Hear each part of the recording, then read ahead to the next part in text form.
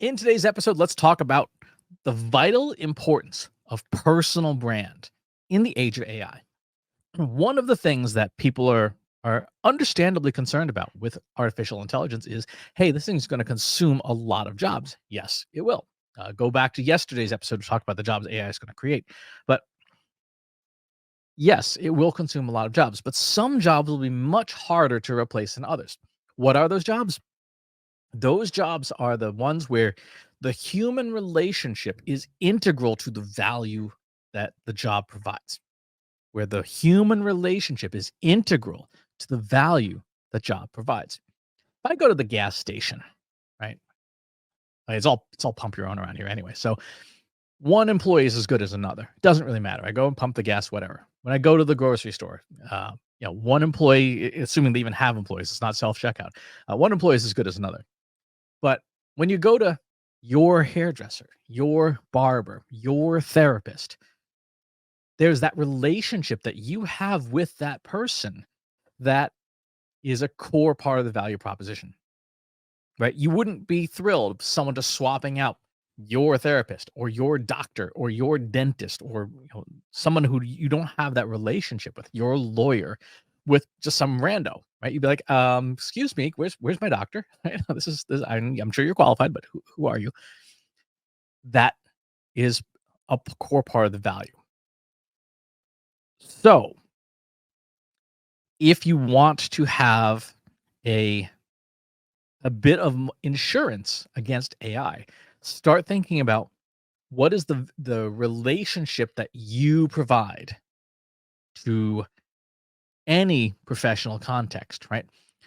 And that comes down to your personal brand. What do you do better than anyone else? What do you do more distinctly than anyone else that provides value? Think about when you look on YouTube or your favorite podcast. Would you listen to that podcast if it was someone else? Would you watch that YouTube channel if it was someone else? Maybe, maybe not. It depends on how much you like that person as the instrument of the delivery of information, their unique quirks. You are watching this video with me. Would this video be as valuable if it was coming from someone else? I hope not, but it's possible. And there are plenty of people in, for example, the AI space who are liked and trusted because of who they are as human beings. Not just because they have good information, but because they have good information that fits your brain in a certain way. There's a concept. I love this example from a book I read on higher education of doorways. Everyone's got a doorway to their brain, and pretend information is a mattress, and you got to throw the mattress at the doorway and get it through the door. There's only certain ways you can throw that mattress, and every person's a little bit different. Everyone's doorway is a little bit different. So you got to get good at throwing mattresses in ways that statistically gets through a certain percentage of doorways. That's going to be your crowd. That's going to be your people. This is why you can have 50, 100, 200, 300, 500 people all talking about the same thing, about the same topic. Some people are throwing mattresses in a way that your doorway accepts. Other people are not. Right? There are some people who will be doing things and saying things, and their personalities just rub you the wrong way. Like, oh, there's that one person. Yeah, you got to hustle 24/7, and we're all like, oh. There are people who need that. There are people who need that reinforcement, that motivation. Like, yeah, I can do it, because otherwise they'll be in bed like, I'm not going to do it today. But they hear that inspiration, that motivational message, and it is for them. It's not for us. In the same way that I will say things and it will rub people the wrong way. They'll be like, this dude Chris is just an ass, right? He's arrogant. He's got this. He's got that. I'm not for everyone. You're not for everyone.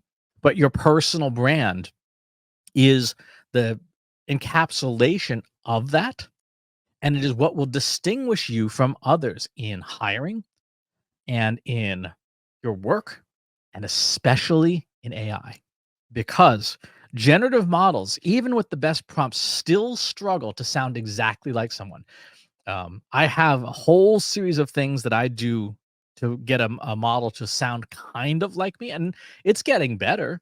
My prompt's getting longer, um, but it's still not quite me.